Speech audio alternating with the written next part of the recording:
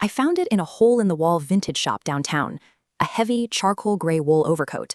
It only cost $50, but the moment I picked it up, I felt a strange sense of exhaustion. The fabric was incredibly heavy, almost as if it were saturated with lead. The following Monday, waiting for the train in the freezing cold, I shoved my hands deep into the pockets. My fingers brushed against paper. I pulled out a small, thick piece of parchment.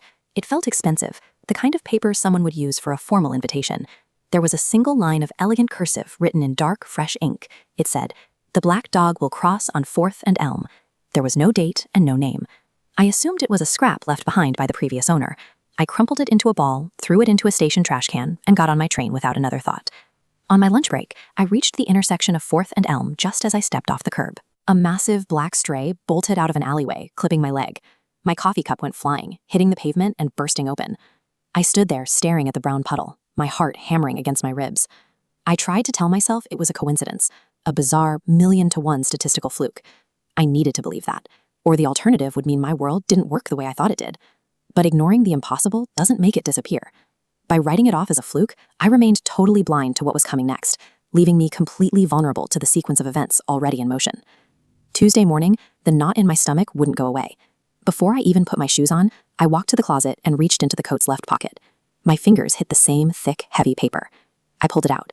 The handwriting was identical, but the pen had been pressed much harder into the parchment this time. It read, "Glass shatters at 2:15 p.m. Do not stand near the window." I didn't wear the coat to work, but I couldn't stop thinking about the note. My desk was right next to a floor-to-ceiling glass wall. At 2:10 p.m., I finally broke. I told my boss I felt ill and took shelter in a windowless break room on the far side of the building. I watched the digital clock on the microwave, 2:14. Then, at exactly 2:15, a sound like a bomb going off reverberated through the entire floor. A construction crane at the site across the street had failed. A massive steel beam swung straight through the glass curtain wall, crushing my desk and my chair under tons of metal. Survival now required total, unerring obedience to the note's instructions. The charcoal wool had become a life support system, and any deviation from its cryptic commands was now a death sentence. Wednesday's note changed everything. The ink looked almost wet, as if it had just been written. It said, "He will knock exactly 3 times at 9 p.m. Do not open the door. He is not the police." I spent the day in a fever of preparation. I engaged every deadbolt, closed every blind, and dragged a heavy oak dresser in front of the door.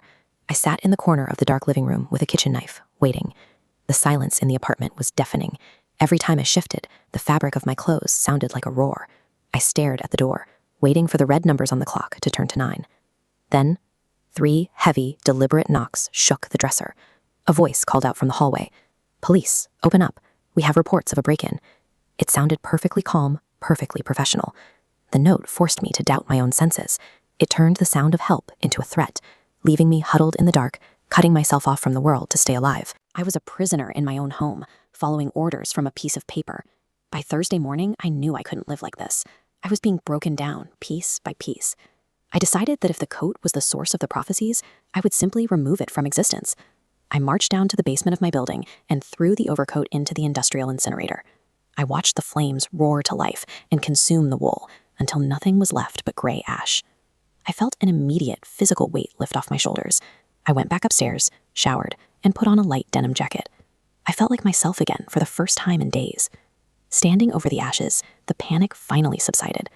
The fire had done what my paranoia couldn't. It provided the certainty that the cycle was finally over and that I had reclaimed my life. I reached into the pockets of my denim jacket to grab my keys so I could finally go outside. My fingers hit something thick, something papery. My heart stopped. I froze, my hands still inside the pocket of a jacket that hadn't even been in the closet with the coat. The coat was never the anchor. It was just the first delivery method.